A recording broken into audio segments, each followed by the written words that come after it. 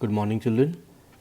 Today we will start a new topic from chapter number 2, scalar and vector quantities.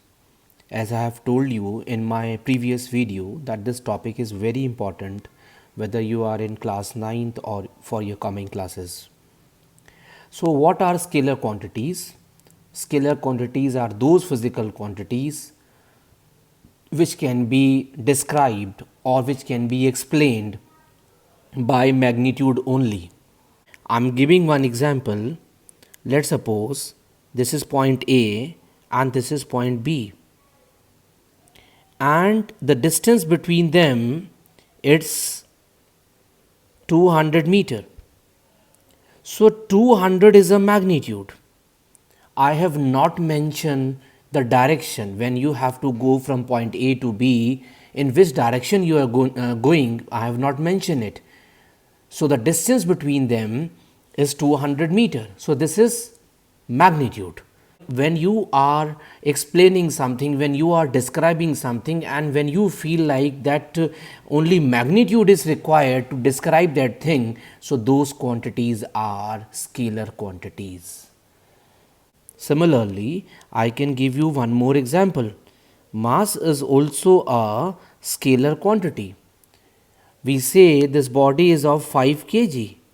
So we don't need any direction here. So 5 kg, 5 is a magnitude. So mentioning a magnitude is sufficient.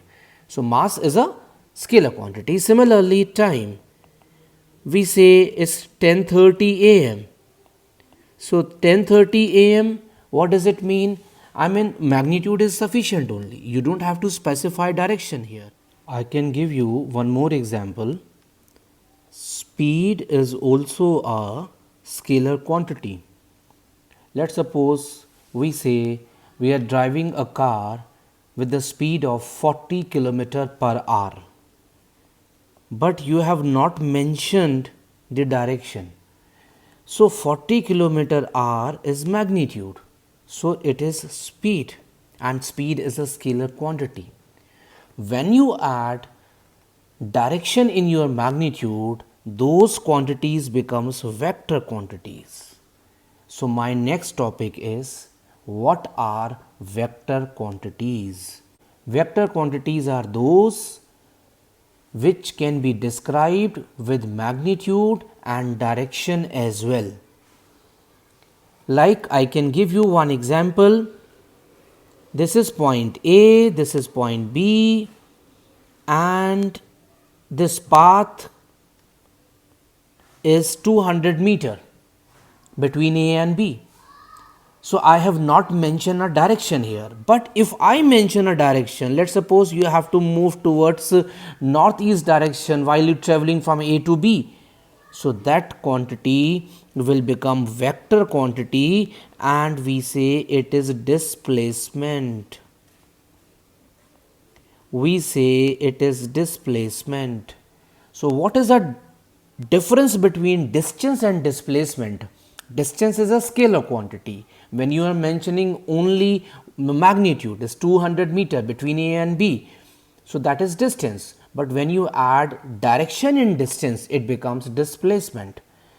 And there are many places where vector quantities are more useful than scalar quantities. Let's suppose there is one flight which has to take off from Chandigarh to Delhi. Okay, so the pilot of the aeroplane must know that in which direction he has to move, because direction is more important. Speed is not so important. What is the speed of the aeroplane between A and B? It may be 200, it may be 250, it may be 300, that does not matter. But main thing is in which direction the pilot has to move. So direction in that case will become very important.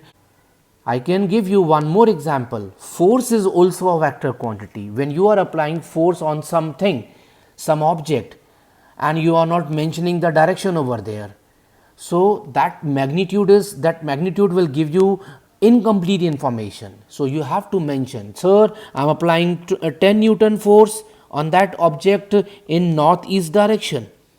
So that becomes force. Force is a vector quantity.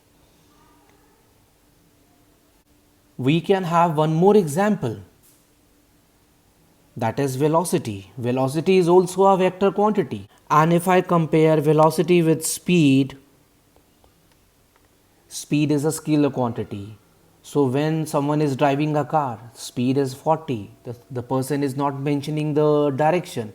So we say 40 kilometer per hour. The car is moving.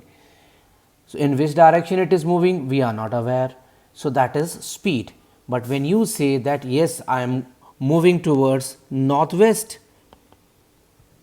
so it means that you have given a complete information that your car is moving with the speed of 40 km per hour, but when you have mentioned the direction also, that speed becomes velocity. So velocity is a vector quantity. Now we have some other examples of scalar and vector quantities which you can see them on the screen. First of all, you see the definition. Scalar quantities have magnitude but they do not have direction. Vector quantities have magnitude and direction as well.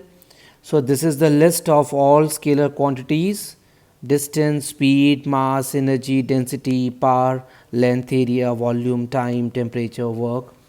Similarly, vector quantities: displacement, velocity, weight. Why weight is a vector quantities? Because the weight of any body, it acts towards the center of the earth. So that is why weight is a vector quantity. Now these all things we will study in the next topic, and not in the next topic, in the next chapter. Acceleration, force, impulse, pressure, momentum and all will come later on. So this is a list which you will have to learn. Now we will do one or two numericals based on scalar and vector quantities so that we can understand this topic more strong. Question number 10. These two questions we have taken from your book only. This question number 10, we have to find out the distance between A and D. First of all, we have to see what is distance actually. Distance is the actual path. It is actual path between initial and final position. Initial position means from where the body is starting its journey, and the final point. So it is the actual path. So body is going along AB and then BC and then CD. So it is coming 50 plus 40 plus 20 and is coming 110 meter. But when we have to find out the displacement, because displacement is a vector quantity, and in vector quantity we have magnitude and direction as well. So when we have to find out displacement, remember we always have to join initial and final position with the straight line. So AD is the displacement. And how to find out this displacement? So we need Pythagoras theorem to find out this distance. So you see, this is 40 meter and it becomes 30 meter, right? So perpendicular square plus base square equals to hypotenuse square. So it is coming 900 plus 1600 is coming 2500, or you can write AD equals to root of 2500, or you can say 50 meter. So you have magnitude, you have one specific direction also, and this information will be together called displacement. So this was solution number 10. Now come to question number 11. A girl moves along a circular track AB of radius 20 meter. What is the distance moved by the girl? So distance is the actual path. Actual path means this way. How much is the distance covered? What is the circumference of the full circle is 2 pi r. So pi r will be the circumference of the half circle. So pi is 22 upon 7, and what is the value of radius? Radius is 20, and if you solve this, it is coming 62.8 meter. What is her net displacement? And for displacement, just now I told you, when you have to find out displacement, just join initial and final position with the straight line. And you know, this is radius from A to O and then O to B. So this is 20 meter. This is again 20 meter. So it means displacement will be 20 plus 20 is equals to 40 meter. So this is all about scalar and vector quantities. In my next video, we will study about acceleration and its related concepts. Till then, take care. Goodbye.